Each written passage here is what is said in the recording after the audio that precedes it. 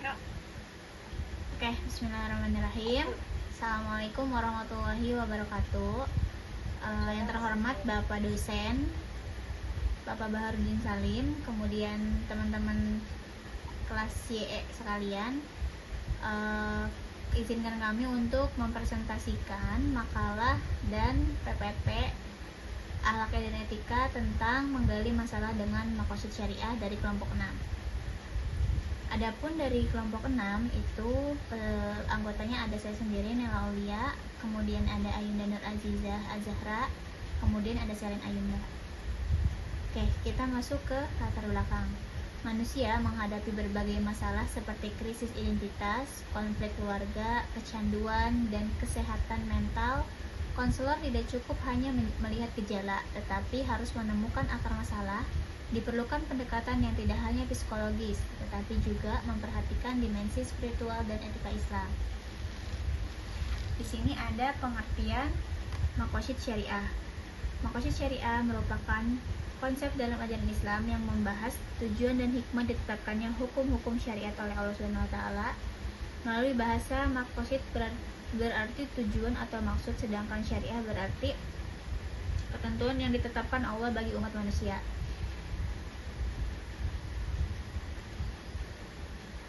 Dengan demikian, maqasid syariah dapat dipahami sebagai tujuan yang ingin dicapai dari setiap hukum Islam, yaitu untuk mewujudkan kemaslahatan dan mencegah terjadinya kerusakan atau kemudaratan mafsadat dalam kehidupan manusia. Konsep ini tidak hanya berfungsi sebagai landasan dalam penetapan hukum Islam, tetapi juga menjadi pedoman etika dan nilai dalam kehidupan sehari-hari. Maqasid syariah bertujuan menjaga keseimbangan kehidupan manusia, baik dari aspek spiritual, fisik, mental, sosial, maupun ekonomi, sehingga manusia dapat hidup secara sejahtera di dunia dan memperoleh kebahagiaan di akhirat. Selanjutnya akan dibacakan oleh Selin. Selanjutnya, menurut para ulama, tujuan utama maqasid syariah diwujudkan melalui pemeliharaan 5 unsur pokok kehidupan manusia, yaitu menjaga agama, hifz al-din, menjaga jiwa, hifz al-nafs, menjaga akal, hifz al-aql, menjaga keturunan, hifz al-nas, dan menjaga harta, hifz al-mal. 5 unsur tersebut menjadi dasar dalam menilai apakah suatu tindakan atau kebijakan membawa manfaat atau justru menimbulkan kemudaratan bagi manusia. Nah, di sini ada tokoh pengembang maqasid syariah. Yang pertama ada Imam Al-Ghazali, yang kedua ada Imam Asy-Syatibi, yang ketiga ada Ibnu Asyur, yang keempat ada Yasir Auda. Mereka mengembangkan konsep maqasid sebagai landasan hukum, sosial, keadilan, dan membangun manusia. Selanjutnya ada tingkatan maqasid syariah. Yang pertama ada daruriyat atau primer, kebutuhan pokok yang wajib dijaga. Yang kedua ada hajiyat atau sekunder, yaitu kebutuhan yang mempermudah kehidupan.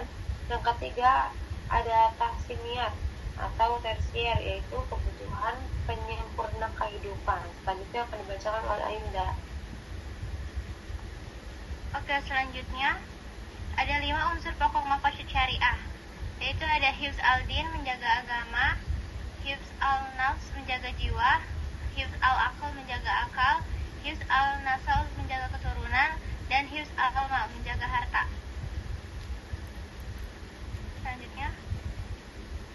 Selanjutnya ada maqasid syariah sebagai alat analisis. Prinsip utama, jalb al-masalih wa dar'u al-mafasid, yaitu mendatangkan kemaslahatan dan menolak kemudaratan. Fungsinya mengetahui manfaat yang hilang, mengidentifikasi dampak negatif suatu masalah, menemukan akar permasalahan klien. Lalu ada kaidah penting. 1. Menolak kemudaratan lebih diutamakan daripada mengambil manfaat. 2. Jika ada 2 mudarat, pilih yang lebih ringan. 3. Kemudaratan tidak boleh dihilangkan dengan kemudaratan baru. Lalu ada kerangka penggalian masalah. 1. Identifikasi masalah klien. 2. Analisis dampak terhadap 5 unsur maqasid. 3. Menentukan skala prioritas. 4. Menyusun solusi yang mendatangkan maslahat. Lalu ada studi kasus di sini, yaitu kasusnya kecanduan gadget. Gejalanya 1. Prestasi menurun.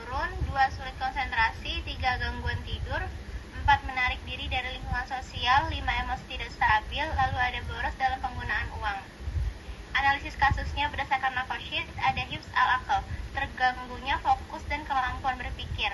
Lalu ada hifz al-nafs, gangguan kesehatan fisik dan mental.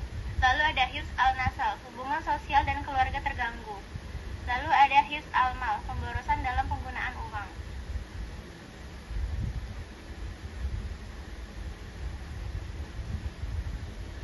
Oke, selanjutnya kesimpulan akan dibacakan oleh saya. Pendekatan makosid syariah dapat menjadikan alat diagnostik dalam bimbingan dan konseling karena membantu konselor memahami akar masalah secara lebih mendalam, sistematis, serta berorientasi pada kemaslahatan klien secara menyeluruh. Demikian presentasi dari kelompok 6.